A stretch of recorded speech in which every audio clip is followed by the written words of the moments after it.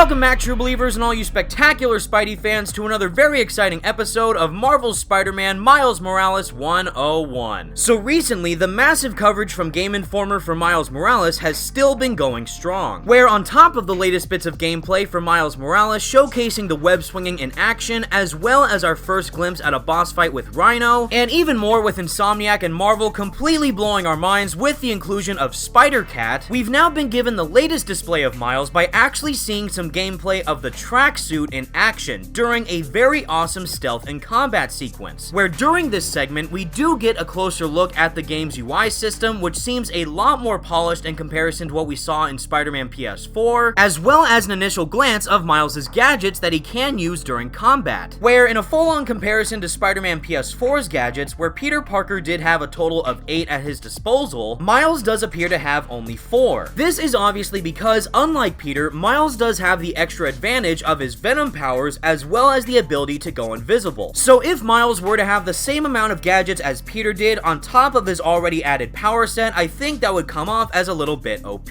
Not to mention that Peter himself is also more of a tech whiz than Miles Morales. So seeing that Miles has less gadgets than Peter does make sense from a narrative perspective as well as a gameplay perspective. And based on the footage that we saw, we can in fact confirm 3 of the 4 main gadgets. The first of which is obviously that of the web shooter, which of course is pretty self-explanatory. Although, given the fact that Miles' playstyle is going to be completely different from Peter Parker's, it's surely going to be very interesting to see exactly how he's going to utilize his webs during combat. Moving on to the second gadget, which was originally showcased within the pre-order bonuses, where you can get it alongside of the tracksuit, is none other than that of the Gravity Well. And as the description of the pre-order bonuses did state, the Gravity Well gadget allows you to get the drop on your enemies by pulling them all together and knocking them out as fast as possible. So at first, this gadget did sound a bit similar to the suspension matrix that was in Spider-Man PS4. But after having actually seen the gadget in action during that combat sequence, it looks like it's going to be a lot of fun to use. And as for the third gadget, which does seem like something stripped directly from Ratchet & Clank, Miles is now fully equipped with a remote mine, where like we saw in the small gameplay footage, he can place the mine anywhere he wants to in the environment and disrupt it with a controllable discharge. This certainly looks like it's taking the place of the trip mine gadget that we saw in Spider-Man PS4. But considering how much stronger the enemies are going to be for Miles to take on all by himself, especially given the fact that he's only been Spider-Man for a little over a year at this point and is still learning the ropes as he goes, the overall impact that this gadget is going to have during combat sequences is surely going to come in handy. Now, as for the fourth gadget within Miles' arsenal, we didn't necessarily see this one in action during the gameplay, but based on the logo design, where we do see 2 separate versions of Spider-Man front and center, I do think there's a very likely chance that this particular gadget could potentially be similar to the suit power that we saw for the Scarlet Spider costume, where in that case, the Scarlet Spider suit was able to send out a multitude of holograms in order to distract enemies during combat. So even though I'm not entirely sure how exactly that gadget would work from a narrative perspective, I still think something like that to be incorporated within the game would be pretty darn cool to see nonetheless. And in case you forgot, we will be able to fully upgrade Miles throughout the duration of the game, both in terms of his skill set as well as his main gadgets. And if that's how awesome Miles' combat and stealth looked within that small gameplay clip, especially knowing that we're now able to fully perform both wall and ceiling takedowns on unaware enemies, I can only imagine how incredible it's going to play once we do fully upgrade Miles throughout the story. And speaking of the story, Insomniac is back at it again with brand new Daily Bugle news reports coming within the world of Marvel's Spider-Man. But this time, we don't just have one, but rather 2 separate astonishing news articles to dive into, where in this case, we did receive some very intriguing insight to the overall world building that Insomniac Games is continuing to develop. And wouldn't you know it, this doesn't just relate to the Daily Bugle itself, but it also relates to one of the main places of interest within the first game, none other than Oscorp. So to begin with the first article, it does state, "Oh no, Oscorp tumbles. Corporation of disgraced Mayor Norman Osborn tanks," where the story itself was written by none other than Ben Urich and the photos were by Sean Besman. After the explosive reveal of his involvement with the Devil's Breath crisis, Mayor Norman Osborn retreated to his million-dollar penthouse fortress. With Osborn disgraced, missing in action, and his legacy tarnished, his business empire, Oscorp, is now in a fiscal freefall. His board of directors is struggling to restore public perception of the corporation, and many business partners are pulling out of their contracts. Things are even grimmer on the stock exchange. Shareholders are in a frenzy easy to sell off the toxic assets, and much to their dismay, the shares are worth practically pennies, thanks to Osborn's reckless pursuit of science. So clearly, things aren't looking too good for our main man Stormin' Norman, and even though we're currently unaware as to whether or not Norman will actually make an appearance within Miles Morales' game, I do think that this article alone is 110% setting up the inevitable downfall of Norman Osborn eventually becoming the Green Goblin. Considering how both Norman Osborn as Green Goblin and even Harry Osborn as Venom were heavily teased at the very end of Spider-Man PS4's post-credit scene, I do think that it's extremely safe to say that we can fully expect those two core villains to in fact be the main antagonists of the official sequel. And considering what an absolutely amazing job Insomniac did for all the characters within Spider-Man PS4, I can only begin to imagine what they're going to do for the other characters once we do receive the official sequel down the line. And to cap off with the final Daily Bugle news report that we did receive of this week is of course relating to none other than J. Jonah Jameson himself. And in fact, the inclusion that he does have this time around does sound a bit more prominent as to what we saw in Spider-Man PS4. So as the article states, old tune for a new Bugle. Daily Bugle owners court familiar faces for the paper's future, where the story was written by none other than Betty Brant and photos by Lance Bannon. And as it goes on to describe, recent polls and surveys show that people are picking up fewer copies of the Daily Bugle, especially since the ousting of former editor-in-chief J. Jonah Jameson. After the messy split, the fiery bullheaded Jameson cashed in on his independence, building a brand that spans from his quote-unquote straight-talking podcast Just the Facts to book deals and various self-titled product launches. Inside sources report the owners of the Daily Bugle are holding quiet negotiations with Jameson to see if there's a chance at a future reconciliation. But with his star on the rise, Jameson's love may prove expensive to buy back. So based on the more modernized interpretation of J. Jonah Jameson that we did receive within Spider-Man PS4, where instead of being the editor-in-chief at the Daily Bugle, he was in fact his own unique talk show host on his own podcast of Just the Facts, it's surely going to be pretty interesting and extremely entertaining to see exactly what Jameson will be up to within Miles Morales. And speaking of J. Jonah Jameson himself, it was officially confirmed by Andrew Reiner on the latest Game Informer show, where as part of the main Game Informer coverage, we are going to receive our first look at J. Jonah Jameson within Marvel's Spider-Man Miles Morales on October 23rd. And while I won't spoil the surprise for you as to what exactly Game Informer is planning to show for J. Jonah Jameson on that day, I will just say that it does have something to do with the holiday season. And I for one just can't wait to see more of good old JJ in action. But with all that said everyone, that's the video I have for you today, and please let me know all your thoughts in the comments section down below. What do you think about the tracksuit gameplay and seeing Miles' gadgets in action, as well as the two brand new Daily Bugle news reports? I'm really loving how unique Insomniac is designing Miles' playstyle as a whole, and knowing that we're going to be able to upgrade him down the line is going to make his progression even more exciting to see unfold. But until next time everyone, thank you all so much for watching. Stay spectacular, Spidey fans. Feel free to like the video and subscribe to the channel if you did enjoy, and without further ado, peace out.